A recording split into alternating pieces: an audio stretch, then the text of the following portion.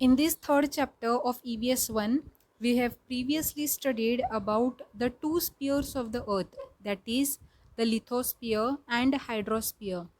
Now in this part we are going to study the next spheres, that is the atmosphere and the biosphere. The first one is the atmosphere. The envelope of air around the earth is called the atmosphere.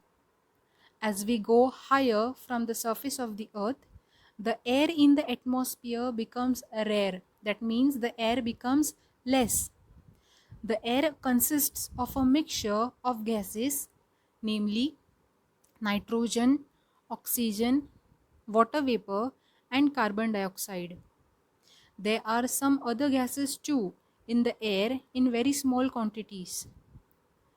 The layers of the atmosphere are named as the troposphere, stratosphere, mesosphere, ionosphere, and exosphere.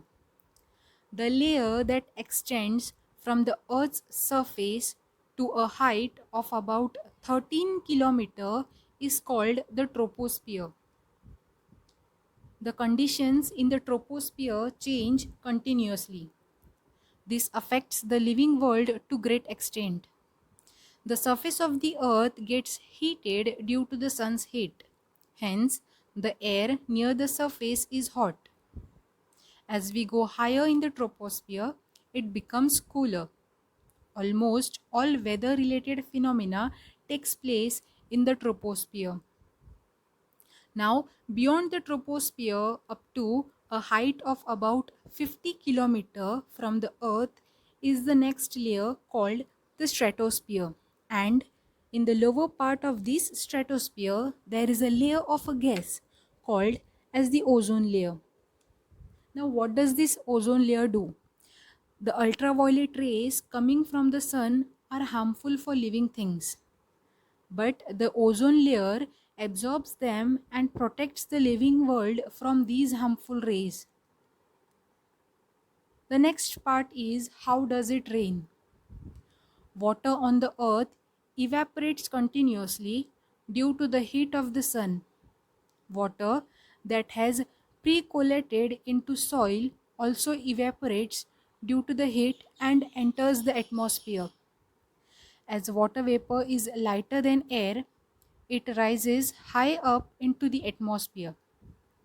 Now, as it goes higher, it cools and condenses, forming a very fine droplets of water. The droplets are so small and light that they float in the atmosphere, forming clouds. These small droplets join together and form bigger drops which are heavy. Now, these heavy drops cannot float. Such drops of water fall down on the earth in the form of rain. This rainwater flows into rills, streams, rivers, and finally into the sea. Ice in the snow-covered regions also melts due to the heat of the sun to finally flow into rivers. This process of evaporation, condensation, and rainfall go on in a continuous cycle, and this cycle is known as the water cycle. The next part is the biosphere. There are innumerable kinds of living things on the earth. Also, various regions of the earth differ in many ways. Like, some regions are always covered with ice, while some regions have hot climate. There are mountains in some places and there are plains in some places. Some places have lot of rain while some places are dry. There are salty seas and oceans and also freshwater lakes and ponds. The ocean is shallow near the coast but away from the coastline. The ocean can be several kilometers deep. We see a great variety of living things that inhabit these different regions. That is, the polar bear is seen only in the snowbound polar regions. Then zebras are found in Africa, and kangaroos are found only in Australia. These animals are not found in any other regions. Elephants and lions are found in regions of hot climate. Plants in all these different regions also show a great variety. This variety is a characteristic of those different regions.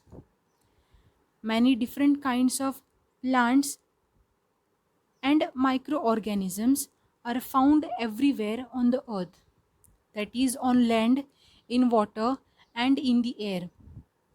Living things exist in the lithosphere, hydrosphere, and atmosphere. They also interact with these spheres. This living world constitutes the biosphere. Here we complete our third chapter. Thank you.